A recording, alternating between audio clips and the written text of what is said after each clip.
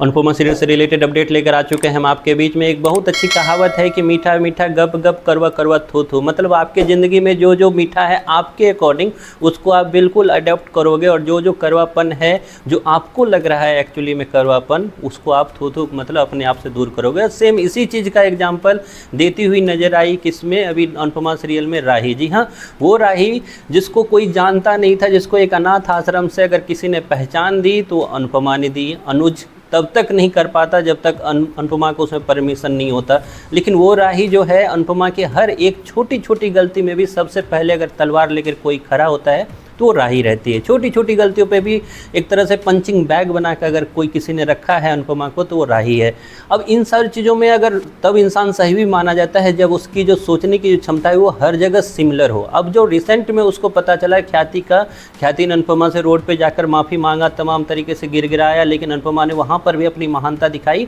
और उन्होंने साफ बोला कि मैं तो नहीं बता रही, आपको अगर बताना है तो आप बता सकते हो। और उसके बाद वो इतनी घबराहट में आ गई, इसलिए नहीं कि उसे अपनी चीज़ों का गिल्ट है, बल्कि इसलिए कि उसको भी धक्के मारकर ना निकाला जाए घर से, क्योंकि गौतम के साथ क्या हुआ वो उसने अपनी आंखों से खुली तौर से देखा। तो इस डर से कि कल को किसी और के मुंह से ना पता चल जाए, इसलिए वो दौड़ती हुई गई और खुलकर सबके सामने उसने अपनी सच्चाई बोल दिया। अब यहाँ पे आता है राही का वो दोगलापन जो कि हमने रिसेंट एपिसोड में देखा, और ऐसा ये पहली बार नहीं हुआ, इससे पहले भी कई बार हुआ है। कई बार होता है कि आपको जब किसी से इतना ज़्यादा लगाव हो तो उसके बाद आप उसे टेक इट फॉर ग्रांटेड लेना स्टार्ट कर देते हो इस चीज़ को लेकर कि मैं तो इसके साथ जितना भी बुरा बर्ताव करूं, जितना भी इसके साथ गलत काम करूं मैं, लेकिन ये कभी भी मुझे छोड़कर जा ही नहीं सकता या जा ही नहीं सकती। उसके बाद ये चीज़ें समझ में आती है कि जो उससे सबसे ज़्यादा प्यार करती है, अगर वो फिर अंत समय में उसका साथ छोड़ती है, तब पता चलता है कि एक्चुअली में हम कितना गलत होते हैं। खैर यही चीज़ आपको रिसेंट एपिसोड में देखने को मिला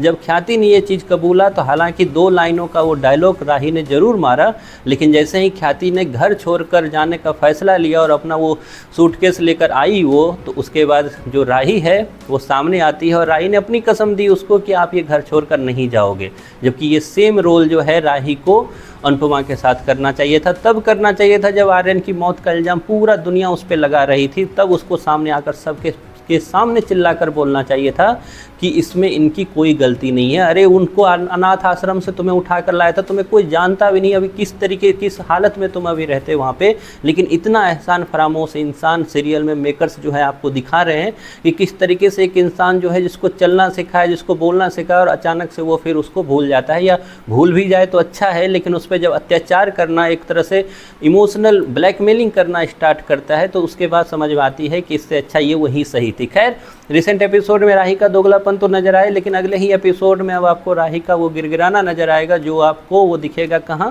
तो अनुपमा के पैरों में। मैंने आप सबको पहले भी बताया हुआ था, बीच में कुछ 1-2 दिन के लिए मैंने वीडियो, क्योंकि उस तरीके का कंटेंट कुछ था नहीं, लेकिन अब आने वाला है कंटेंट, क्योंकि जल्द ही अनुपमा में एक नई स्टोरी आप लोगों को दिखाई जाएगी। वो नई स्टोरी की नींव जो है वो डल चुकी है, वो नई स्टोरी स्टार्ट होगी ट्रिप से। ट्रिप में क्या कुछ होगा उसको लेकर हम लोग आएंगे जल्द आपके बीच में, लेकिन फिलहाल ये है कि राही का ये दोगलापन फिर से साबित करता है कि राही अनुपमा की बेटी नहीं है। आपका क्या लगता है, आपको क्या लगता है, आप ये ज़रूर बताओ कमेंट बॉक्स में कि राही कितनी तरीके से साबित कर पाई है अब तक कि वो एक बेटी का किरदार जिसको कभी अनुपमा ने काफ़ी खुशी के साथ लाया था